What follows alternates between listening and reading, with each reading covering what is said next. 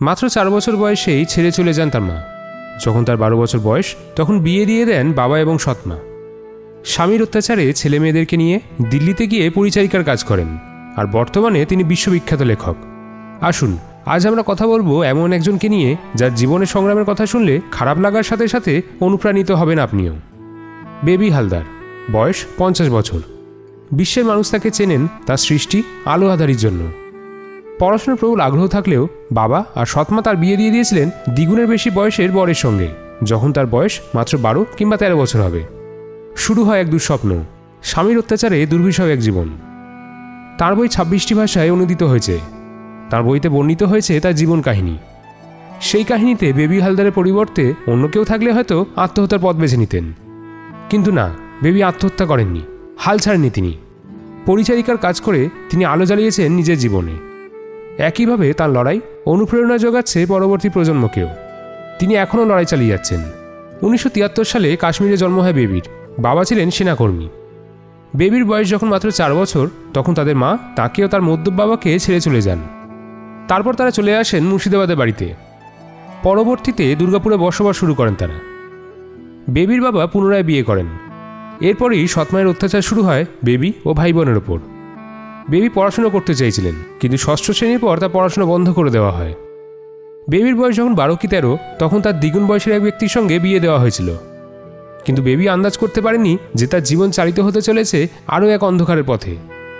বিয়ের 3-4 দিন পরই 12 বছরের বেবিকে ধর্ষণ করে তার স্বামী। সঙ্গে চলতে থাকে শারীরিক অত্যাচার। এইসব সহ্য করেই 13 বছর বয়সে সন্তানের মা হন বেবি। তার বয়স যখন 15 বছর তখন তিনি 3 সন্তানের মা।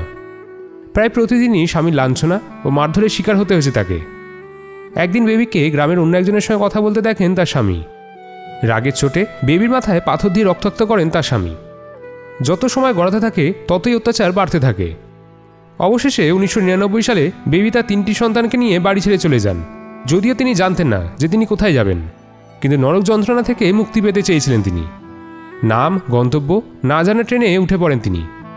সন্তানদের নিয়ে ট্রেনে শৌচালয়ে বসেছিলেন। তার ভাগ্য তাকে দিল্লি নিয়ে যায়। সে শহর এবং সেখানকার মানুষজন বেবির কাছে সম্পূর্ণ অজানা। তা সত্ত্বেও তিনি শান্তিতে ছিলেন। অন্তত সেখানে ছিল না তার স্বামীর অত্যাচার। বেবি তার 3 সন্তানকে নিয়ে একটি কুঁড়ে ঘরে বাস করা শুরু করেন, আর বাড়ি বাড়ি গিয়ে পরিচারিকার কাজ করতেন। জীবনটা কোনো রকমে কেটে যাচ্ছিল। সংগ্রামের এই দিনগুলিতে তার ভাগ্য তাকে হিন্দু সাহিত্যের জনক মুন্সী প্রেমচাঁদের নাতি প্রবোধ কুমারের দোরগোড়ায় নিয়ে আসে। প্রবোধ কুমার ছিলেন অবসরপ্রাপ্ত এক অধ্যাপক। বেবি তার বাড়িতে কাজ চাইতে গিয়েছিলেন, কিন্তু তিনি জানতেন না তার জীবনের সবচেয়ে সুখের দিনগুলির দরজায় তিনি কড়া নাড়ছেন। এক মিডিয়া সাক্ষাৎকারে বেবি জানান, প্রবোধ কুমারের বাড়িতে ঝাড়ু দেওয়ার সময় তার বাড়িতে রাখা বইগুলো মনোযোগ দিয়ে দেখতেন। বেবির এই কাজটা প্রবোধ সবসময় খেয়াল করতেন।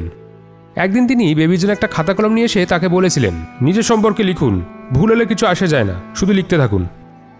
প্রবোধ কুমারের পরামর্শে বেবি লিখতে শুরু করেন। এই করতে করতে তার লেখার একটা অভ্যাস তৈরি হয়। তিনি রান্নার সময়ও তার সঙ্গে খাতা কলম রাখতে শুরু করেন। বাচ্চারা ঘুমিয়ে পড়ার পর গভীর রাত পর্যন্ত লিখতেন। তিনি তার মনে সব কিছু লিখে রেখেছিলেন। একদিন এমন হলো যে তার লেখার অভ্যাসের কারণে বাড়িতে কাজ করা বেবি তার পুরো জীবনই লিখে ফেলেন। সেটি প্রবোধকে দেখালেন তিনি। বেবি যা লিখেছিলেন তা বাংলায়। প্রবোধ সেটির হিন্দু অনুবাদ করে আলো আঁধারি নামে একটা বই প্রকাশ করেন। বেবির এই জীবনী বাজারে প্রকাশ পেতেই পাঠকরা তা সদরে গ্রহণ করে। তিনি বলেন, একের পর এক বইয়ের কত সংস্করণ বিক্রি হয়েছে তা জানি না। এই বইটি আসার কয়েক বছর পরে উর্বশী বুঠালি নামে একজন লেখক সেই বইটিকে ইংরেজিতে অনুবাদ করেন, নাম দেন আ লাইফ লেস অর্ডিনারি। এই ইংরেজি সংস্করণের জন্য বইটি সারা বিশ্বে সাড়া ফেলে দেয়। এইভাবেই একজন পরিচারিকা হয়ে গেলেন বিশ্ববিখ্যাত লেখক। তিনি আলো আঁধারি সহ 3টি বই লিখেছেন। বিশ্বের নানা সাহিত্য উৎসবে তিনি আমন্ত্রিত হন। এখন বেবির লেখার এমন অভ্যাস হয়ে গিয়েছে যে না লিখে থাকতে পারেন না তিনি। কেমন লাগলো আজকের এই ভিডিওটা জানাতে ভুলবেন না কমেন্ট করে। নানা বিষয়ের উপর ভিডিও দেখতে হলে এই পেজটি ফলো করুন।